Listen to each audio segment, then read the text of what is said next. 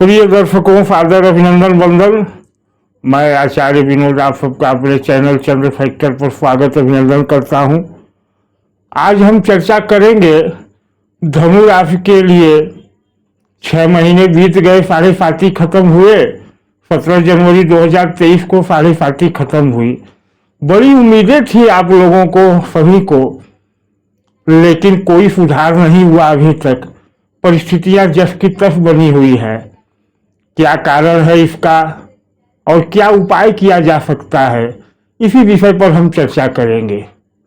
तो बने रहिए वीडियो पर, और चैनल पर नए हो तो सब्सक्राइब कर दे, वीडियो को लाइक और शेयर कर दे, जिससे कि सभी लोगों को इसका लाभ मिल सके। आइए शुरू करते हैं। स्क्रीन पर देखिए यह कुंडली। तो जैसा हमने थंबनेल में लिखा है कि चंद्रमा की स्थिति को देखें, तो यदि चंद्रमा आपका प्रथम भाव यानी लग्न में है, यहाँ 9 नंबर लिखा है और चंद्रमा भी यही है, तो क्या स्थिति बनेगी। और यह प्रथम भाव यहाँ 9 नंबर लिखा है और चंद्रमा भी यही है, तो इस परिस्थिति में धनु राशि के लोगों की समस्याओं का कारण क्या है साढ़े साथी खत्म होने के बाद भी, और क्या उपाय किया जा सकता है, आज हम चर्चा इसी बात पर करेंगे। अगर प्रथम भाव में चंद्रमा है, यहाँ 9 नंबर लिखा है, तो मित्रों आपकी राशि भी धनु हुई और आपकी लग्न भी धनु हुई। अब यह प्रथम भाव होता है आपके तन का, आपके व्यक्तित्व का, आपकी ऊर्जा का, और चंद्रमा होता है मन का कारक। अर्थात यदि चंद्रमा प्रथम भाव में है और आपकी लग्न धनु है और राशि भी धनु बनी, तो तात्पर्य यह हुआ कि चंद्रमा यानी आपका मन आपके तन से जुड़ा है। तन से संबंधित जो चीजें हैं उनमें यदि कमी होगी तो मन पीड़ित हो जाएगा, और मन पीड़ित हो जाएगा तो आप सही तरह से कार्य नहीं कर पाएंगे और फिर आपके कार्यों में दिक्कतें आएंगी। इतनी बात आप समझ रहे हैं। प्रथम भाव आपके एस्पेक्ट्स का है, आपकी चाहतों का है, आपके निखार का है। और मन अगर वही है, मतलब प्रथम भाव में मन है, तो आपको पहले भाव से संबंधित ऊर्जा का विश्लेषण करना होगा, उसे समझना होगा, और तद अनुसार अगर उस ऊर्जा में कमी हो रही है तो आप उपाय करेंगे। तभी आपको साढ़े साथी के बीतने के बाद भी जो दिक्कतें बनी हुई हैं उसमें लाभ हो पाएगा। अब प्रथम भाव की ऊर्जा क्या है यह देखने की बात है। तो पहले देखें कि जब लग्न में ही चंद्रमा है तो लग्न का अंश बल कितना है। क्या देखें, लग्न का अंश बल। यदि लग्न अंश बल में कमजोर है, अर्थात 1 डिग्री से या 0 डिग्री से 6-7 डिग्री तक है तो कमजोर है, या 24 डिग्री के बाद चला गया है तो कमजोर है। तो पहली चीज देखें कि लग्न की स्थिति क्या है, क्या लग्न कमजोर है। दूसरी स्थिति देखें कि लग्न में जब चंद्रमा बैठे हैं तो लग्न पर किन ग्रहों की दृष्टि है। लग्न पर जिन ग्रहों की दृष्टि होगी उनकी दृष्टि का प्रभाव चंद्रमा पर भी पड़ेगा।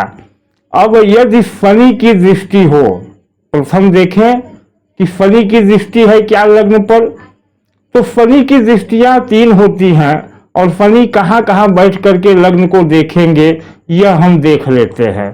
प्रथम तो देखेंगे चतुर्थ भाव में अगर शनि बैठे हों तो 7, 8, 9, 10 अपनी दशम दृष्टि से लग्न को देखेंगे। क्या, चतुर्थ भाव में बैठे शनि दशम दृष्टि से लग्न को देखेंगे, और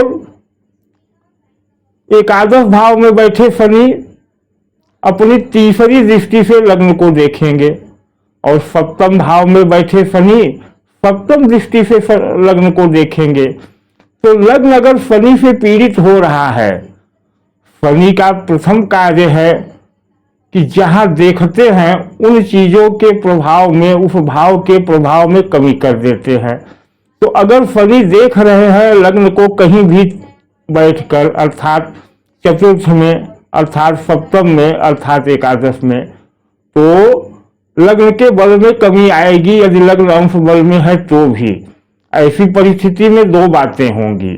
एक तो शनि का लग्न से संबंध बने तो उस जातक के कार्यों में अनावश्यक विलंब होने लगता है। दूसरे जब यही बैठे हैं चंद्रमा, तो चंद्रमा पर भी शनि की दृष्टि, तो चंद्रमा है अत्यंत मुलायम, अत्यंत शाक्त ग्रह, और शनि है क्रूर, शनि है अग्नि। तो जब अग्नि जल तत्व के चंद्रमा को देखेंगे तो चंद्रमा को पीड़ित करेंगे और तब आपका मन पीड़ित होगा, और मन पीड़ित हो गया तो मन के जीते जीत, मन के हारे हार। तो फिर साढ़े साथी आए और चाहे जाए आपको दिक्कतें बनी रहेंगी। यह तो शनि का संबंध हो गया। अब यह देखें कि क्या शनि लग्न में ही बैठे हैं चंद्रमा के साथ। अगर ऐसा है तो यह विष दोष हो गया और तब स्थिति और खराब। उपाय क्या करना होगा मैं आगे बताऊंगा। पहले अब दूसरे ग्रहों की स्थिति देखें। क्या लग्न पर मंगल की दृष्टि है? तो मंगल की भी 3 दृष्टियां होती है, चतुर्थ, सप्तम और अष्टम। तो चतुर्थ दृष्टि कहां से पड़ेगी? तो चतुर्थ दृष्टि जब मंगल दशम में बैठेंगे तो यहां से 1 2 3 4। सप्तम दृष्टि कहां से पड़ेगी? सप्तम भाव से। और अष्टम दृष्टि कहां से पड़ेगी? तो छठवें भाव से। छठवें भाव में भी बैठे मंगल लग्न को देखेंगे। अब छठवें भाव से 7वीं दृष्टि 12वें भाव पर और 8वीं दृष्टि लग्न पर। तब प्रभाव क्या होगा? मंगल है ऊर्जा के कारक। अब ऊर्जा व्यक्ति को उतावलापन देती है। और ध्यान देने की बात है कि लग्न के भी कारक मंगल होते हैं, क्योंकि काल पुरुष की कुंडली में लग्न का स्वामी मंगल ही होता है, अर्थात लग्न में मंगल को कारकत्व मिल जाता है। परंतु जब मंगल की दृष्टि लग्न पर भी पड़ेगी और लग्न में बैठे चंद्रमा पर भी पड़ेगी तो व्यक्ति के अंदर धैर्य की कमी आ जाएगी, व्यक्ति के अंदर क्रोध की अधिकता हो जाएगी और व्यक्ति जल्दबाज हो जाएगा। अब ऐसी परिस्थितियों में व्यक्ति करेगा क्या? व्यक्ति अपने निर्णयों में जल्दबाजी करेगा, निर्णयों में स्थिरता नहीं रहेगी। और यदि यहाँ बैठे चंद्रमा अंश बल में कमजोर हुए या लग्न भी कमजोर हुआ अंश बल में तो यह स्थिति और बढ़ जाएगी। अब जब आपके निर्णय ही स्थिर नहीं है, आपके निर्णयों के पीछे कोई मजबूत आधार नहीं है, तो आपके हानि तो स्वाभाविक है। फिर साढ़े साथी चाहे रहे चाहे जाए, यह स्थिति आपने समझ लिया। अब अगर लग्न में ही मंगल बैठे हैं चंद्रमा के साथ तो बनता तो है यह चंद्र मंगल योग, लेकिन परेशानी वही रहेगी कि आप अगर चंद्रमा मंगल से कमजोर हुए अंश बल में या लग्न कमजोर हुआ मंगल से अंश बल में तो फिर आप में धैर्य की कमी, आप में चिड़चिड़ापा, क्योंकि यहाँ बैठे मंगल आपको मांगलिक भी बनाएंगे, सप्तम में बैठे मंगल मांगलिक बनाएंगे, चतुर्थ में बैठे मंगल मांगलिक बनाएंगे, तो मंगल दोष भी साथ में आ जाएगा। अब इसका क्या उपाय है वह भी आगे बताऊंगा। तीसरा खतरनाक ग्रह होता है राहु। यदि राहु की लग्न पर दृष्टि है तब क्या होगा? तो राहु कहां कहां से देखेंगे? तो राहु की भी 3 दृष्टियां बृहस्पति की तरह, पंचम, सप्तम, नवम। तो पंचम दृष्टि पड़ेगी राहु की नवम भाव में बैठकर। नवम भाव में बैठेंगे राहु तो 5वीं दृष्टि से लग्न को देखेंगे। सप्तम दृष्टि पड़ेगी सप्तम भाव में बैठ करके और नवम दृष्टि पड़ेगी पंचम भाव में बैठ करके। पंचम भाव में बैठेंगे तो 7, 8, 9, अर्थात पंचम, सप्तम, नवम में राहु बैठेंगे तो लग्न को देखेंगे। अब राहु लग्न को देखेंगे तो क्या होगा? यदि राहु का अंश बल ठीक रहा, राहु भी पीड़ित नहीं हुए, राहु मित्र राशि हुए तो आपको एक रहस्यमयी व्यक्तित्व बनाएंगे और उस रहस्य के बल पर, स्वयं के रहस्य के बल पर आप तरक्की करेंगे। आप ऐसा आभा मंडल खड़ा कर देंगे कि लोग आपकी सच्चाई को समझ ही नहीं पाएंगे, जान करके भी स्वीकार नहीं कर पाएंगे कि आपका सच क्या है, और तब आप तरक्की के शिखर चढ़ते जाएंगे।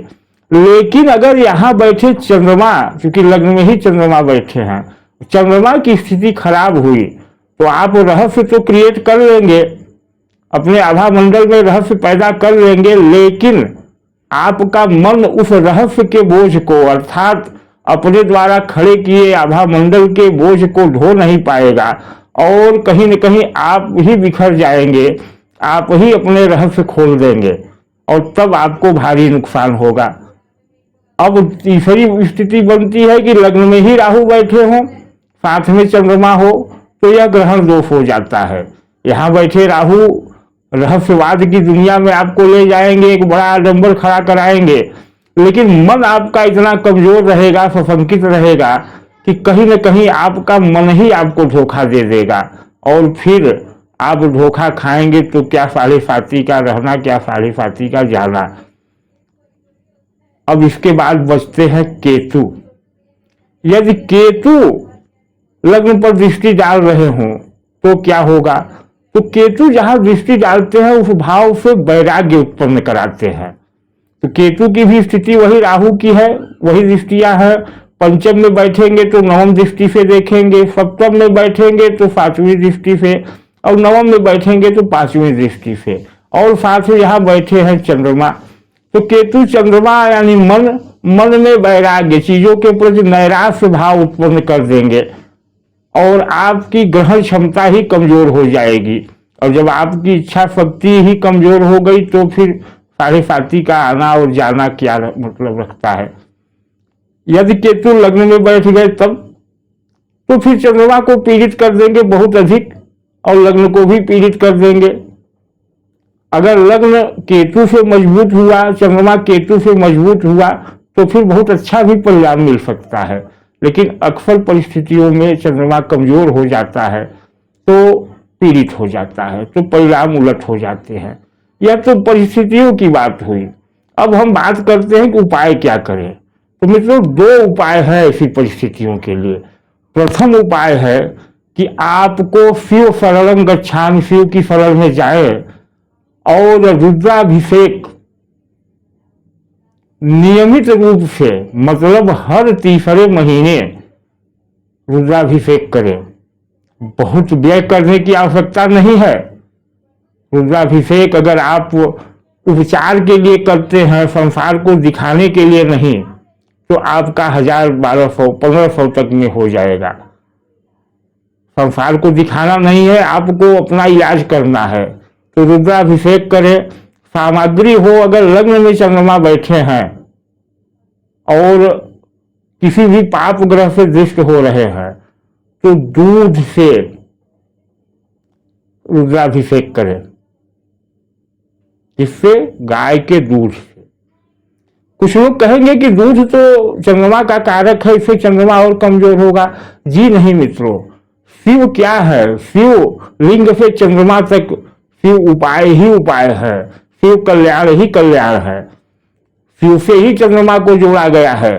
तो जब शिवलिंग पर दूध की धार पड़ती है, जैसा कि आप वीडियो में देख भी रहे हैं, तो आपके चंद्रमा को बल मिलता है और आपके अंदर इन ग्रहों की यानी शनि, मंगल, राहु, केतु की सारी नकारात्मकता उस दूध की धार में बहती चली जाती है। एक तो यह उपाय हो गया। दूसरा उपाय क्या हुआ? मेरे द्वारा कुछ विशेष विधियों का प्रयोग करके, यानी इन ग्रहों के मंत्रों का जाप करके एक यंत्र का निर्माण कराया जाता है जो कवच का काम करता है, जो आपके चंद्रमा को कवच देगा, आपके लग्न को कवच देगा, आपको कवच देगा। क्योंकि बिना कवच के आप अपनी सुरक्षा कर ही नहीं सकते, कोई नहीं कर सकता। मैदान में सिपाही लड़ने जाता है तो भी कवच पहन कर जाता है। तो आप संसार के युद्ध में, मतलब कर्म क्षेत्र में लड़ने जा रहे हैं तो आपके पास कवच होना चाहिए, यदि चंद्रमा की ऐसी स्थिति है तो। मित्रों, ये 2 उपायों को करने के बाद साढ़े साथी से हुए नुकसान या साढ़े साथी के कारण अब तक जो कार्य रुके हुए हैं, मेरा दावा है कि उन कार्यों में प्रगति होगी। और कहें कि बिना उपाय के तो बिना उपायों के कुछ होता नहीं। तो ये 2 उपाय आजमाएं और अपना इलाज करें, अपने आभा मंडल का इलाज करें, आपका निश्चित विकास होगा। तो आज का वीडियो यहीं पर समाप्त करता हूं। आगे हम चंद्रमा के अन्य भावों में बैठने पर क्या प्रभाव आता है और क्या उपाय करना चाहिए, हम उसकी चर्चा करेंगे। तो धन्यवाद, नमस्कार।